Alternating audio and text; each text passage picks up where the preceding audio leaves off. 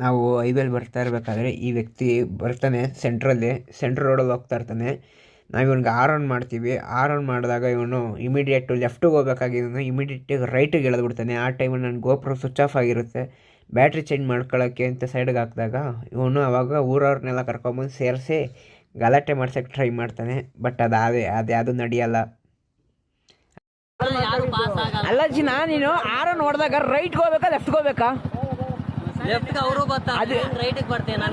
ಸೈಡಲ್ಲಿ ಹೋಗು. ಮತ್ತೆ ಸೈಡಲ್ಲಿ ಹೋಗು. ನಾನು ಆರನ್ ಅದಕ್ಕೆ ಮಾಡಿದ್ವಿ ಸೈಡ್ಗೆ ಹೋಗು ಅಂತ. ನೀನು ಆರ ನೋಡಿದಾಗ ರೈಟ್ಗೆ ಹೋಗ್ಬೇಕು. ಎಲ್ಲ ಹೋಗಪ್ಪ, ಆಯ್ತು.